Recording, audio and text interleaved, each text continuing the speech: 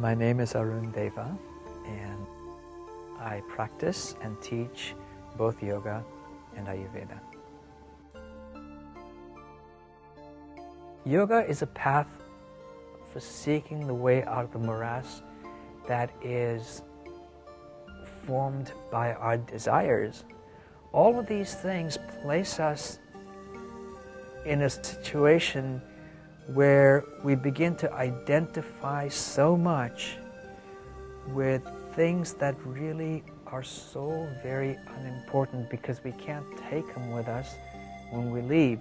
They're attached to our physical being.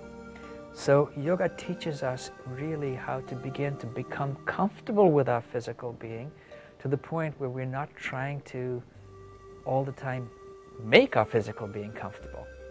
And so we can actually begin to connect through our mind, which is sort of a navigational tool, to our spirit, to our vibration, to our actual being.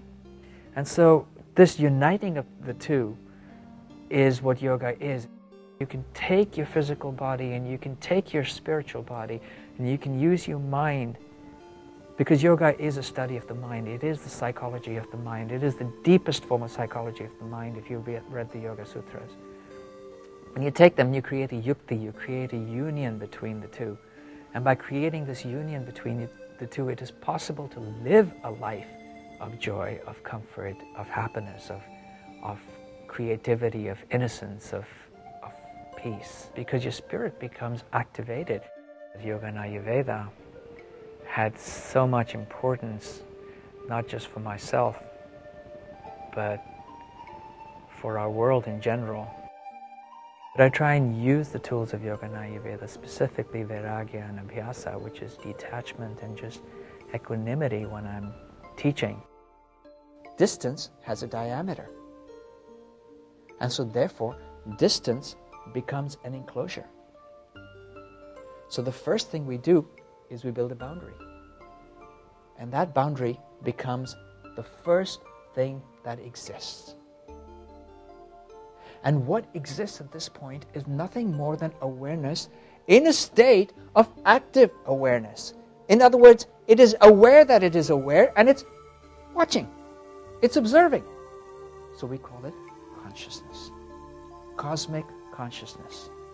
Mahat.